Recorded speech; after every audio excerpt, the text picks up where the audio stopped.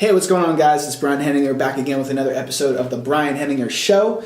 And today I wanted to talk about something that affects all of us. It's something we deal with every day in our life. It's something that drives a lot of our actions. It's something that creates a lot of the success that we enjoy in life and that we experience. And it's also something that if it's not properly handled and managed, can contribute to a lot of the negative things that happen in our lives, a lot of the negative emotions, a lot of the negative experiences.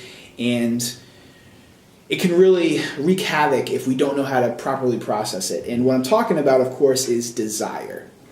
Desire. Now, that's a crazy word. It's a word that is so visceral to us. You know, all of us desire certain things. All of us have desire working on us in our life. And before we even get into, what desire is and how we can work with it, how it can benefit us, why it's important, and how we can keep it from ruling us, let's get into a quick definition. So I just looked up a definition of desire, and really easy definition. It's a strong feeling of wanting to have something or wishing for something to happen. But here's the crazy thing. Synonyms involve wish, want, aspiration, fancy, that's interesting, inclination, impulse. Now there's a second definition for desire that I actually think is something even more appropriate. Strongly wish for or want something. And the synonyms are want, wish for, long for, yearn for, crave, hanker after, to be desperate for, to be bent on, to covet. See, this is the aspect of desire that I am wary of and that I'm always mindful of. Because desire, if not checked, can rule us. Desire is something that we all experience on a day-to-day basis. It's something that's super important. It's something that drives a lot of our actions. The desire for something, the yearn for something in a positive way can be something that benefits our life. So the desire to improve your life's conditions, the desire to do better, the desire to achieve something, a goal you've set out for yourself, a mission, a vision for your life, the desire to go out and make something happen. This is the positive aspect of desire. This is the part of desire that can push us forward, that can help us mold ourselves to reach our truest potential. But if you don't check it, if you don't monitor it, you can lose sight of why you're desiring the thing you're desiring in the first place. You ever had something happen to you, and I know this has happened to me, and you've probably had a similar experience in your life where you had something that you were trying to achieve for a really long time, a goal that you had. Let's say it was to lose 50 pounds. Let's say it was to make $100,000 this year. Let's say it was to double your income. Let's say, you name the thing, anything in your life that you in the past had desired, had sought after, and then you eventually achieved. What happened right after you achieved that thing, this carrot that you had, this vision that you had of something, this great thing that you wanted to achieve? What happened when you got there? I can tell you what happened for me almost every single time in my life that I've achieved something. It's the same two words that I think every person utters when they achieve anything, which is now what? Because, goals and the achievements we have during our life, they are fleeting, impermanent things. They're moments. And moments come and go. They're in and out, just like that. So you desire something for a long time. Maybe it's to get a promotion at work.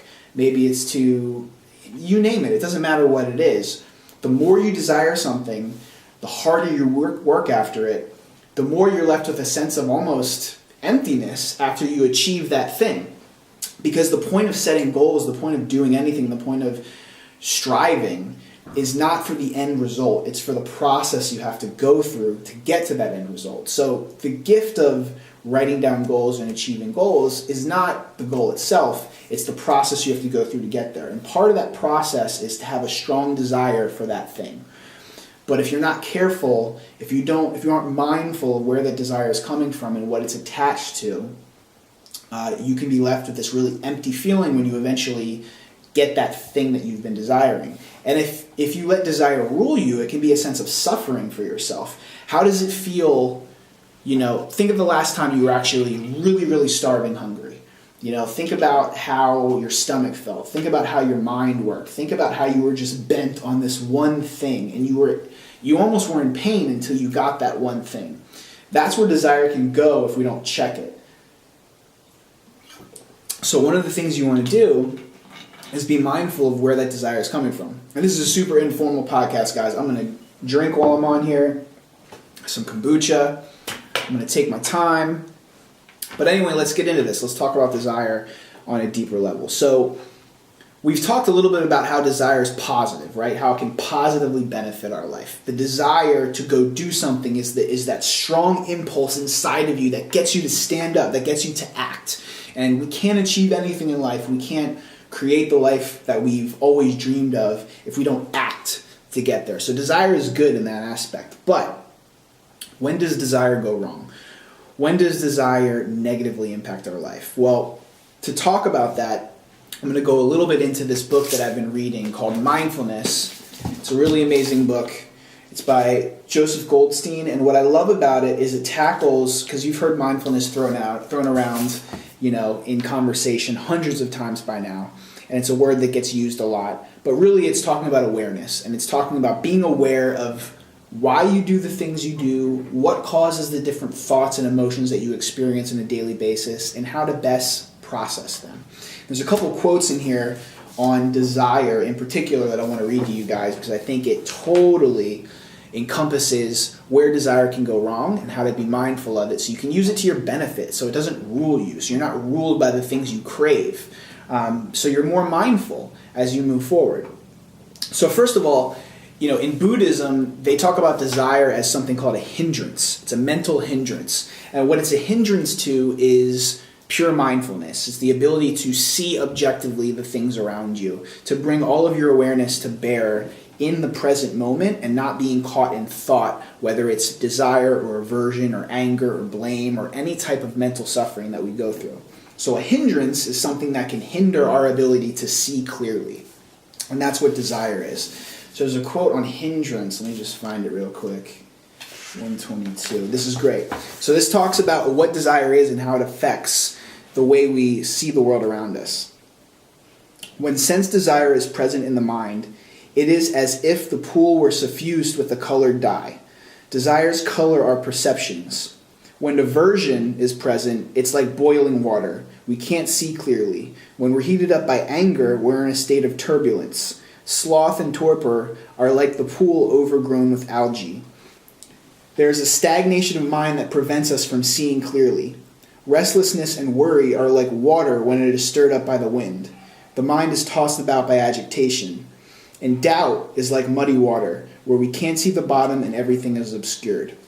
So this is talking about how these things, desire, sloth, torpor, aversion, worry, they're hindrances that cloud our ability to see clearly. So if we don't check desire, if we're not aware of desire when it arises and when it's present and when we can feel it directing our actions, we can't see clearly the world around us and make the best decisions for ourselves and others. Have you ever, could you think of right now if you thought of a friend or a family member or maybe yourself who is in a difficult romantic situation where you let desire maybe rule your better judgment? This is where desire can go wrong. So we have to be able to process desire in a constructive way, to be able to utilize it to push us forward in the best way, but not let it rule us. All right? So there's one other quote I want to read you guys about desire, and it's a couple pages back. Really quick. And this is perfect. The first step to getting over desire, to controlling your desire, to being more aware of it, is to be mindful of when it arises. Okay? A lot of times what happens in our life is we get caught by an emotion, we get caught by a feeling, we get caught by an event happening in our lives, and we get taken away by it. And what I mean by taken away by it, I mean our presence, our ability to be mindful in the moment of what's happening right in front of us gets taken away because we get lost in the story in our heads about what all of this stuff means, right? So you might be in a conversation with someone, and instead of being in a conversation with that person, your mind's 1,000 miles away thinking about what you have to do later that day. That's not being mindful, that's not being present. So a hindrance is something that prevents you from doing that, and desire is something that can totally pull you away from the here and now. And it can cause you to make decisions, especially in the romantic aspect, that are not in your best interest, not in the best interest of the other person, but simply to fulfill this sense desire that's arisen in you for pleasure. And they can have lasting consequences on your life. There's a lot of other things that desire affects as well. But this is a great quote. Sensual desires also arise from the fundamental misperception that they will actually bring about a lasting happiness, something that, given their impermanence, is not possible. So think about that again. Sensual desires also arise from the fundamental misperception. So there's a fundamental misperception that we all have about the things that go on in our heads and around us on a daily basis, and it's that they are permanent. Everything is always changing. Circumstances are always changing. Your feelings come and go like weather patterns. Something you felt last week is not the same that you feel today, right? Think about a past relationship you had and how long you loved that person and how permanent you felt that love was.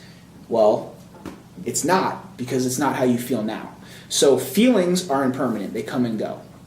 And understanding that there's a fundamental misperception that we think we have this perception that things are permanent that really aren't.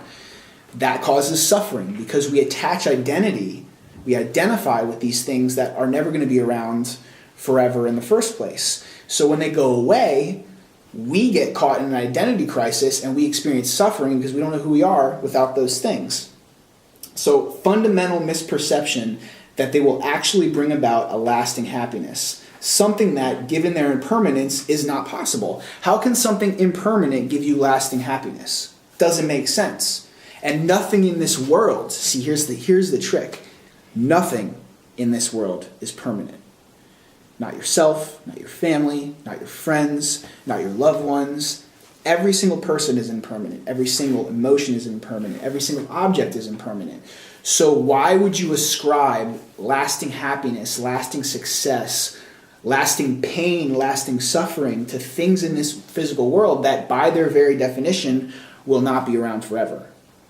So let that roll around in your mind a little bit as you think about desire as you go about your day and as you go about your week, because starting to notice where this desire for certain things comes up. Maybe it's the desire for unhealthy food, right? Maybe you're trying to eat healthier and on your way home from work, you're passing all these fast food places and you feel that desire creep up for that pleasure of having that meal, that fast food meal. But you know, and this is a perfect example of how things are impermanent, you know that almost the second you're finished eating that bad food, you're automatically going to feel bad about it. You're not going to feel satisfied and healthy and like your body has been rejuvenated and energized with actual nutrients. No. How you feel after you eat a fast food meal is usually pretty shitty, right? You feel sluggish, you feel, so why do you do it? Why do you have a desire for it? Well, desire is something that is going to arise in your mind whether you like it or not. They're just like thoughts, they're just like emotions, these mental hindrances. They come up, they arise, they hang out for a little while, and they go away. And they only catch us, they only get us attached to the amount that we allow ourselves to become attached to them, to the amount that we're not mindful. So bringing mindfulness to when these things arise in our life can help us in not getting so caught up and not experiencing so much pain and suffering as a result. So think about that as you go into your week. Think about that as you go into your day. And notice, just maybe try an experiment with yourself. Try to be mindful of the next time you desire something. All right? And the easiest thing to do it with is food, because we all have things we crave, right? So anytime you feel a craving for something, like, oh man, I would really love an Oreo right now, or ice cream, or cookie dough, whatever it is, anytime that craving comes up, notice it. Have a moment where you actually notice it in your mind and say, oh, there's desire again. That's step one in extricating yourself from the suffering altogether. Step two is being aware before the desire arises. So once you understand when the desire is present, you name it, you note it, you automatically don't say, I crave something, you say there is craving, so you're not attaching your personal identity to it, and you just watch it. You let it arise, you let it do what it's going to do, you let it go away. And as you do that, you'll start to notice other areas of your life where you have desires crop up. And you can start noticing how your desires are affecting the decisions you're making. And all of this, the whole point of all of this is so that you can have an actual conscious choice in the matter. See, a lot of the things we do in our day-to-day lives, we are not consciously thinking before we're doing them. We're running on habit, we're running on emotion, we're running on belief systems, we're running on our cultural conditionings, but we're not running on our highest self, right? So that's what all this mindfulness is. It's bringing about your awareness so you can actually act from a higher sense of action that's not completely informed by your base desires and your base emotions, your base thoughts. And most of us are ruled by those almost all the time. But as you start to be aware when things arise and when they pass away, and you start being aware about what's actually directing all your thoughts and actions, you can start making different choices that are in your best interest, that are in your people around you's best interest, and that are just more wholesome for everyone. So that's my hope for you guys. I hope you enjoyed this episode talking about desire, some thoughts about it, some things to be mindful of. A lot more content coming soon. I'm really excited for what's to come. We'll see how this video podcast works out. I'm going to have some guests coming on very soon as well. Really inspiring people, young entrepreneurs, artists, choreographers, dancers, entertainers. I'm really, really excited for what this show could potentially become. So I thank you guys so much for watching. If you have a suggestion, any topic you'd like to see me kind of tackle and talk about, please feel free to send me a message, send me an email, and let me know. Something you're interested in hearing me talk about. Any suggestions for the format of these episodes, any things you guys would like to see, even stuff you didn't like, I'm totally open to it. This is just something that's a passion project of mine. I'm really excited about talking about things that I'm passionate about, and consciousness and the basic nature of our reality and our experience in this world is probably the thing that I'm the most interested with because it affects everything else. And things from physical fitness to health to nutrition to diet to goal setting to ways to positively set up your life for the most happiness you can possibly have, to relationships with your family and friends, to doing community service. There's so many things that interest me in this world. Music. And this podcast, this show, is just a vehicle for me to talk about all of it. And I hope you guys enjoy. So stick around. Hope to see you next time. Have a good one.